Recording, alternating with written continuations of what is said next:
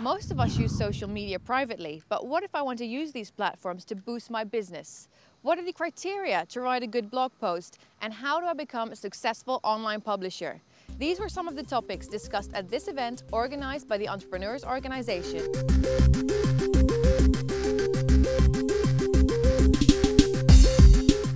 Tonight we just concluded the first ever forum-led learning event of EO Bahrain. Tonight the forum charged with leading this venture is Volt, which is one of the oldest forums that we have in EO Bahrain. And we've talked about several electronic publishing initiatives that are happening specifically on the island.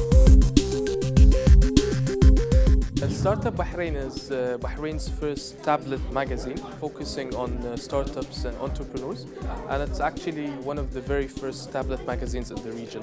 There's no medium really that communicates the startup stories and communicates success stories to the public, and there isn't really an efficient platform that allows people to talk about their business problems and business challenges. So we thought that was a great opportunity for us to fill that gap that exists in the market, and hence we started the project. We thought with this publication or with this project we will be able to promote the entrepreneurship culture and try to influence readers to consider or think about starting their own projects.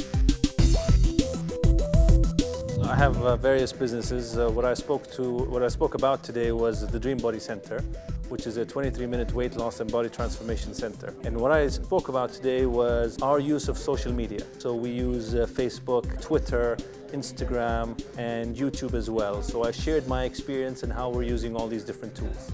The social media represents a new frontier for a lot of people. It can be a challenge. Not everyone knows how to do it. And we're not even 100% sure what we're doing. We have some successes and we're learning as we go along. So one of the things we're becoming good at is creating content on YouTube. From my experience and what I see around me is certain media or mediums work better for others, for certain people than others. So what I'm trying to say is someone might be hugely successful on Facebook, but not Twitter. And it might be the other way around for others. Some people rely exclusively on Instagram. You have to begin with the end in mind. You have to know, why am I doing this? What is the end result that you want? So once you know what the end result is, then you should make the decision to go ahead. So is your end result number of page likes? Is it the number of views on a channel? Is it the number of times people call you? Do you want actually people to physically walk into your store or call you? So first decide on the outcome, begin with the end in mind, and then decide on the appropriate medium. I talk specifically about blogging for businesses and how that affects the business perspective. In that, what I try to explain is that content is king. It is not the technology that is behind it, and it is nothing that is difficult to execute for any business, small or large.